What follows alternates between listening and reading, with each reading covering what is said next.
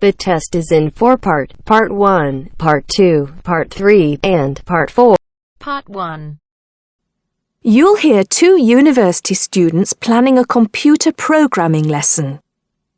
First, you have some time to look at questions 1 to 4. Now listen carefully and answer questions 1 to 4.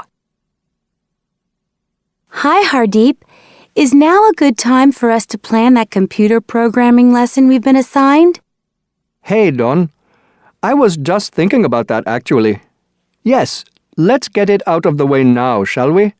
I've got the instructions here. So, it says, design a 45-minute lesson for a class of 16 teenagers where they learn how to write a simple computer program in BASIC. Now, I know, of course, that BASIC is the computer language people used to use back in the 1980s when they wrote programs on microcomputers, but I'm not sure I feel very comfortable teaching anyone about it.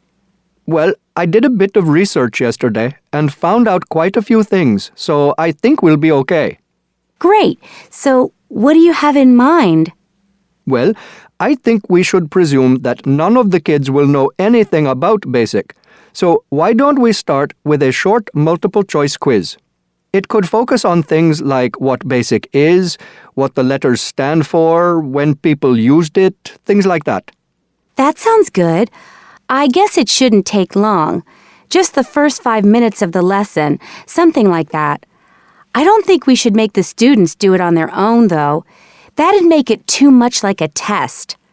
Shall we let them do it in 2 so they can discuss their choices? Yes, good idea. Then we'll go through the answers with them as a whole group. Good. What next? Well, I've had an idea for the program they could write. I'll tell you about that in a minute. I think the key thing is, though, that before they actually sit at their computers, and I think we should presume that they're doing this lesson in a computer room, they make a flow chart of what they want the program to do. That's usually the best way to start writing a program. This flow chart will show all the different stages of the computer program, right? Exactly. It's probably best if the teacher stands at the board and everyone works on that together. Yes, otherwise they'll all come up with different flow charts and it'll get confusing. Precisely. I imagine making the flow chart will take about 15 to 20 minutes. Then they use that to write their computer program. Well, actually, I think there's a stage before that. You see, the flow chart will be in English. They're going to need to be taught a few basic commands so they can write their computer program. Now I'm getting out of my depth. What kind of thing would that be? Well, for example, when you want text to appear on the screen, the command is print in capital letters, followed by the text you want to appear in double inverted commas. Oh yes, I think I've seen that before. Right. So they'll need to be taught 5 or 6 commands before they use them to write their program. Okay, so how shall we do that? With the teacher talking to the whole class again? Well, we could, but it might be more fun to make it more like a competition, where there are a few teams competing against each other.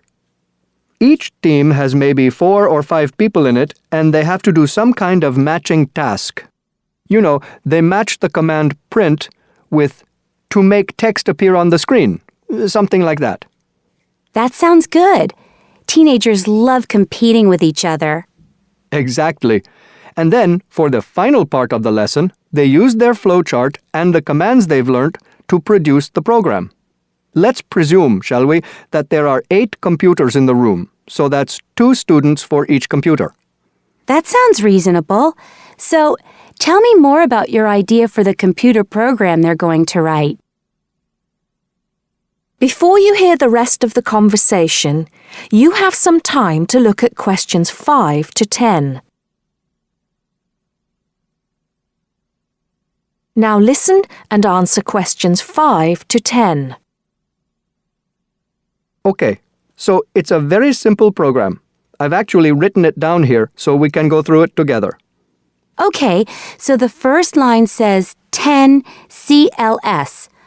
What on earth does that mean? Well, every line of a basic computer program starts with a number. They usually go up in tens, so the first line is 10, the second 20, and so on. And CLS is the command we use in BASIC to clear the screen. Oh, I see. So that's just telling the computer to start with a blank screen. Exactly. Then we move on to the next line. So this one says 20, print, guess a number between 1 and 10. Right, I see. That appears on the screen. It's not that difficult, is it, when you get the hang of it? Let's see if I can work out the next one. 30, input I. Oh, not sure about that. Well, all that's saying is that the person playing types in a number. Input is the basic command for type in, and I just means any number you like. Oh, okay. Then what happens next depends on what the number is. So we've got 40 if I is less than 1, or if I is greater than 10. Then print. Bad choice. Right. So if they type, say, 0 or 11, that appears on the screen. Exactly. And then this next line takes them back to where it asks them to type in a number between 1 and 10. That's line 50. I see. And line 60 says, if I equals 6, then print. Correct. Ah, okay. So if they've typed 6, they've got it right. And if they haven't typed 6, which is the next line, then try again comes up on the screen, and that takes them back to where they choose another number. It's clever. Well done.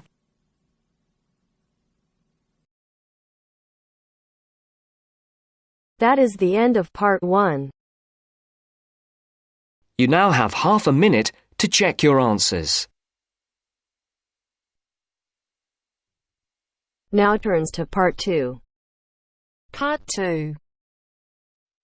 You will hear two first-year engineering students discussing their project on devices which have been specially designed for use in developing countries. First, look at questions 11 to 14. Listen carefully and decide which 4 planned developments are mentioned. Hi, Aileen. Thanks for coming. No problem. We've got our presentation coming up on Tuesday, so we need to get everything prepared now. Yeah, so we're agreed that we're going to concentrate on these 2 devices which have particularly helped people in developing countries. Yes, and we'll present the information in the form of a table, so it'll be really clear for non-specialists. We'll have 3 columns, using the headings we discussed in the last seminar. OK, I've got those here. I'll make notes. So let's start with the clockwork radio and how it works. We'll obviously say how it's powered, i.e. that it's wound up. Yeah, and we'll also need to explain how the energy is stored. OK, in a spring. Fine, keep it simple. But we also need to say that the thing which makes the mechanism so special is the inclusion of a gearbox, which makes it possible to release energy extremely slowly. And that means that it can operate for a long time with minimal effort. OK. Now, the next section is what are its benefits? I suppose we just need to emphasise that it costs a lot less than radios which use batteries. And if we want to, we can explain that these can cost as much as a week's wages in some parts of the world. Absolutely. And related to that, of course, is the fact that people don't have to depend on buying anything in a store, which in remote rural areas is really important. And then in the developments column, I think the most important thing we need to say is that the combination of the wind-up mechanism with a solar cell means that during the day it runs on the sun's energy, and you only have to wind it up when it's dark, which makes it a much more attractive option. And that's probably that for the radio. Yep.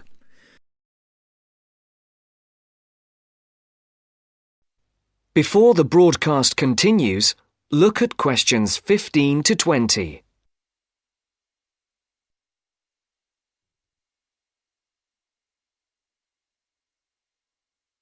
You will now listen to the second part of the talk. So we'll then move on to the solar box cooker. And again, let's keep the description of the mechanism very simple. We need to say that it uses sunlight rather than conventional fuels to cook food. But we also need to explain two elements of why it's so efficient. Yeah. The fact that sun's rays enter through a plastic cover. Better call it a lid. I thought it was made of glass. Not according to my research. Okay. And then we just say that light is transformed into heat and... Because it has a longer wavelength means that it gets trapped. And so it cooks the food. Good. Right. And then where do we begin on the advantages? There's so many. I suppose we have to begin with the fact that you no longer need to cut down trees, which brings a whole raft of other benefits in its turn. Sure. And related to that, I think we need to say that because dung is no longer needed as a fuel for cooking, it can be used as a fertiliser. Which leads to better harvests. And then there's the fact that there is absolutely no smoke. I was reading somewhere that there's a huge incidence of lung complaints, especially among women and children who have to breathe in smoke from conventional cookers. So that's another plus point. Yep. And then we need to say something about the way cookboxes have been improved. I think we can emphasise the fact that a reflector is often added at an angle to the lid to maximise the amount of light entering. Yes, good point. And also, I read about the fact that the floor or base of the box is raised, which improves heat retention. Oh, and I think we should mention the fact that many of the new boxes have a sloping or inclined lid, which increases the surface area to capture the sun's rays. Yes, that's a good point to finish on, I think. So, I'll write up that table on an OHT if you like, and we're all set for our presentation. Yes, great. If there's anything else that you think we should discuss...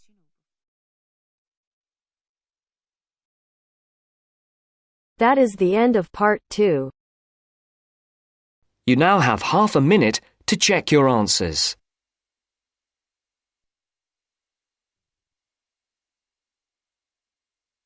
Now turns to part 3. Part 3. You will hear a discussion between three students, David, Joseph, and Carrie.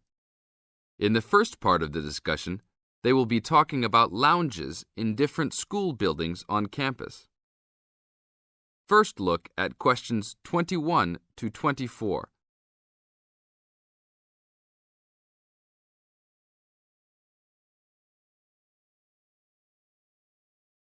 Now listen to the first part of the discussion and answer questions 21 to 24.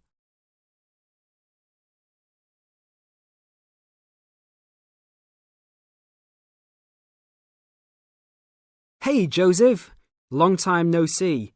How's it going? Oh, hey, David. It's going fine. I'm a little overwhelmed with all these new courses, but I'm hanging in there. Have you met my girlfriend, Carrie? No. Hi, Carrie. Hi, David. Joseph told me about you. You two had quite the time last semester in European history, I hear. Yeah, we like to hang out after class. Now it's a little harder, though. Lounges aren't as good as they were back there in Wilson Hall. Yeah, they had chairs, couches and tables to put your stuff on. And that lounge was full. There must have been 25 seats in there. Really? The lounge in Jones Hall, where I have my communications course, only has about 10 chairs. It's awful. We all just stand around or leave. I wish we could hang out more. Well, Agriculture Hall is next door. Their lounge is on the first floor, and it has couches. I think there are about 6 of them, and they're comfortable and hardly used at all. That's not a good idea. Thanks. But don't go to lounge at Skidmore Hall. I don't even know why they call it a lounge. It's just 4 chairs in the corner of the main walkway. In the second part of the discussion, David, Joseph, and Carrie continue talking about conducting a survey. Before you hear the rest of the talk, you have some time to look at questions 25 to 30. listen and answer questions 25 to 30. Guys, we should really do something about those lounges. I mean, couldn't we gather signatures and try to get the university to improve some of the facilities? Yeah, that's a great idea. But we can't just say something random like, oh, you need to make the buildings nicer. We should come up with some kind of ranking system and have students rank buildings, how beautiful they are, how nice they are, etc. Well, if we were ranking on a scale of 1 to 3, you all know that I would rank Skidmore Hall a 1. Like I just said, that place is awful. No facilities. The bathrooms are way down in the basement. You're right. But they do have a nice balcony on the 3rd floor. That might increase its value. But you shouldn't rank the architecture.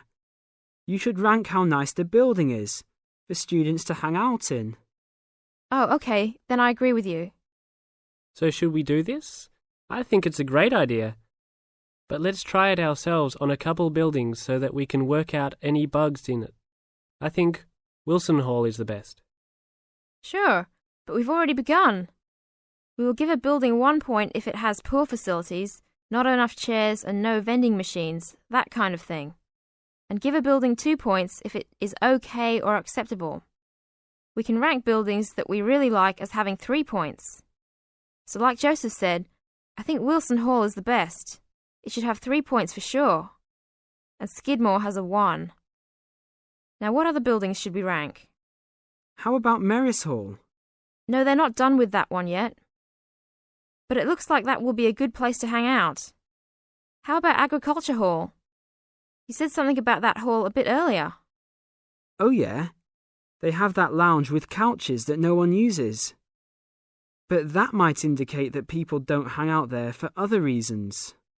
They don't have any drink machines. That's why I never go there. Oh, well, then I think it's an average building. Let's give it the middle ranking.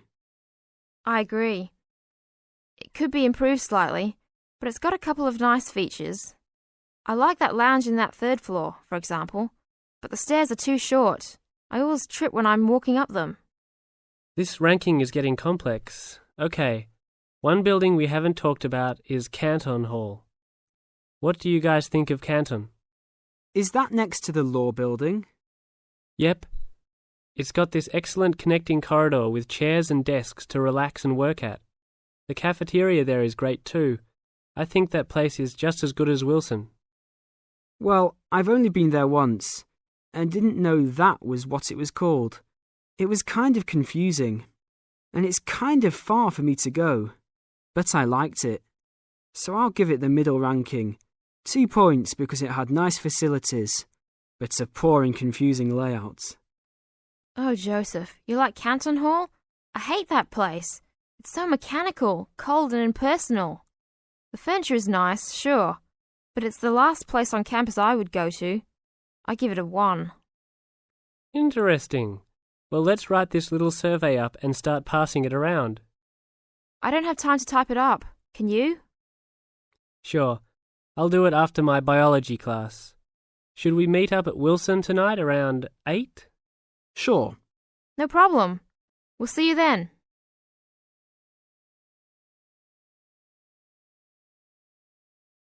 That is the end of part 3. You now have half a minute to check your answers.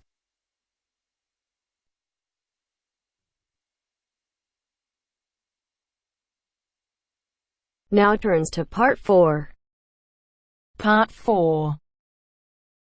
You are going to hear some facts and figures about Australia. First, you have some time to look at questions 31 to 40.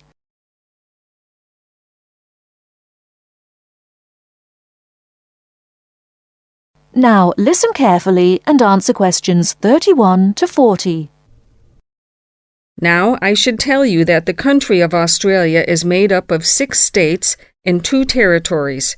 These are the Australian Capital Territory, New South Wales, the Northern Territory, Queensland, South Australia, Tasmania, Victoria, and Western Australia. The national capital is Canberra. Right. Let's turn to the Australian economy. Australia has a prosperous Western-style capitalist economy. Australia is a major exporter of agricultural products, minerals, metals, and fossil fuels. Commodity prices have a big impact on the economy.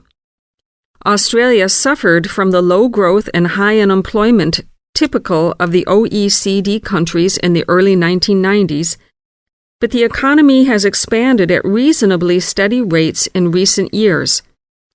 In addition to high unemployment, short-term economic problems include how to balance output and inflation and how to stimulate exports. The economy is made up like this: agriculture, 3.1%, industry, 27.7%, services, 69.2%. The labor force has a similar pattern. The total labor force is 8.2 million. 34% work in finance and services, 23% work in public and community services, 20% work in the wholesale and retail trade, 17% work in manufacturing and industry, and 6% work in agriculture. What are the chief industries of Australia? They are mining, industrial, and transport equipment, food processing, chemicals, and steel. What are Australia's main agricultural products? They are wheat, barley, sugarcane, fruit, cattle, sheep, and poultry. And who do we sell our products to? At present, our chief export market is Japan, which takes 24% of our exports. After that, South Korea takes 8%, and New Zealand and the U.S. each take 7%. In years to come, however, we expect China to become a significant trade partner. China already supplies 5% of Australia's imports. This is the same amount as New Zealand. Meanwhile, we take 1/5, in fact 22% of our imports from the U.S., 17% from Japan, and 6% from the UK. So what sort of things does Australia import? Well, we import a lot of machinery and transport equipment, especially computers and office machines, also telecommunications equipment, and in addition we have to import oil and petroleum products. So let's move to the subject of communications in Australia. We have an estimated 8.7 million telephones and 9.2 million televisions. There are some 134 television broadcast stations and 325 radio stations. The related subject of transport is naturally very important in such a big country as Australia. Let's look at highways first. There are two kinds of highways, paved and unpaved. Paved highways are regular roads with a permanent surface. But actually, we have more unpaved highways, around 60%, than paved, when all the country roads are included. In addition, Australia has a railway network of over 38,000 kilometers. But you'll probably find it hard to believe how many airports we've got. 10? 20? 50? No, the total is 443. Of course, this includes many short runways on farms and in the outback. There are only 9 airports with runways of more than 3,000 meters.